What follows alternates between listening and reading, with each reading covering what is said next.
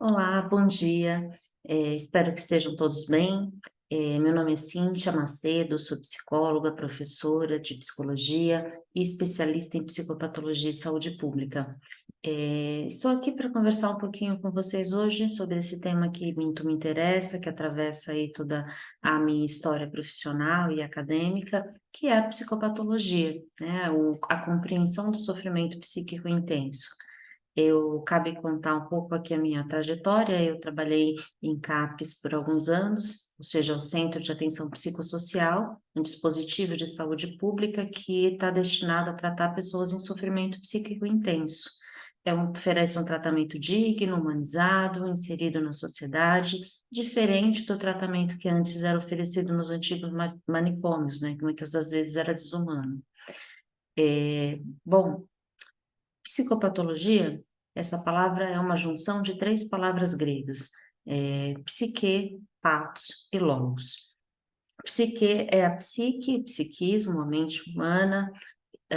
Patos vem de paixão, de excesso, né, sofrimento, e logos é a busca por uma narrativa, por um discurso, ou seja, é o estudo. Então, psicopatologia é o estudo do sofrimento humano, o estudo da psique, o estudo do patos, né?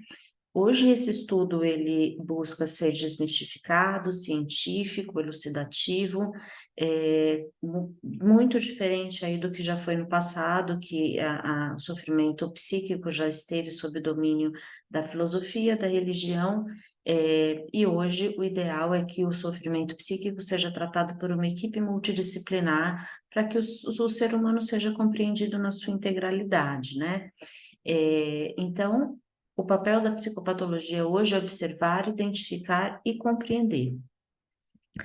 Para isso, eu escolhi falar de um transtorno que está na mídia, que está nos nossos discursos, que tem acometido cada vez mais pessoas, chamado mal do século, pandemia, ou seja, o transtorno depressivo.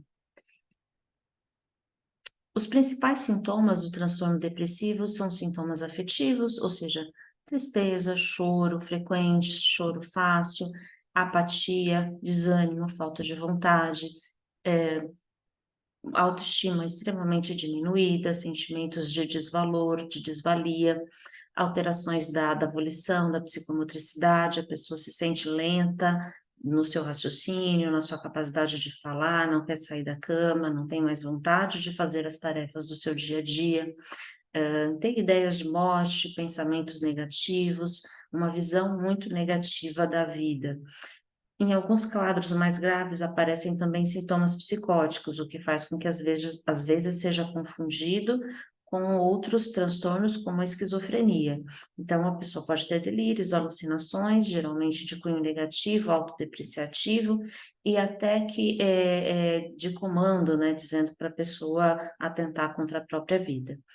Além das alterações cognitivas, prejuízo de memória, de atenção, de foco, eh, prejuízo do sono. No idoso, as alterações biológicas são mais comuns, a depressão do idoso ela é mais silenciosa, então a gente precisa estar muito atento à perda de apetite, à perda da libido, ao desânimo intenso, o funcionamento biológico também fica totalmente lentificado ou até inexistente.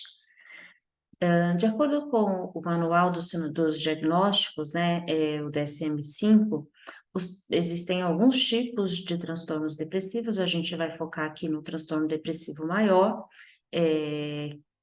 cuja característica em comum de todos eles é esse humor triste, vazio, irritável, sempre acompanhado aí das alterações somáticas ou cognitivas.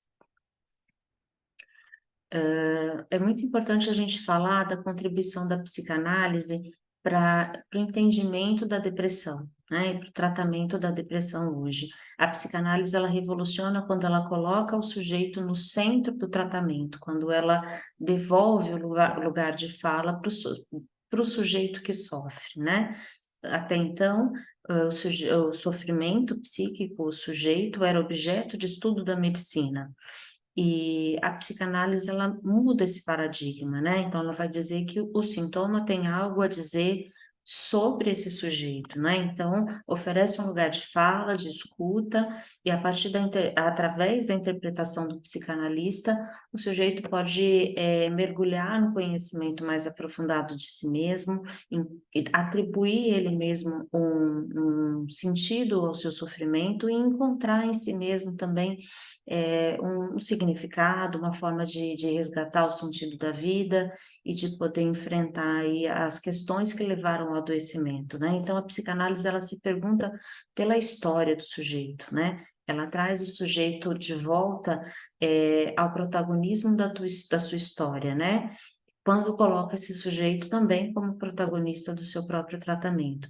Então, o sujeito deixa de ser objeto para se tornar de novo sujeito. A psicanálise questiona, então, as questões sociais que levaram ao adoecimento, questiona as relações parentais, né, e como elas contribuem para a formação da personalidade do indivíduo.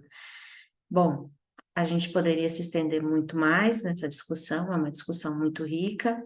Eu gostaria de deixar, antes de finalizar, um questionamento, que é qual o motivo, né? Se a gente hoje tem tantas medicações e tanta informação, por que cada vez mais pessoas adoecem de depressão, e por que tantas as ficam dependentes aí de medicamentos, né? Eu agradeço pela oportunidade, espero ter contribuído para essa discussão.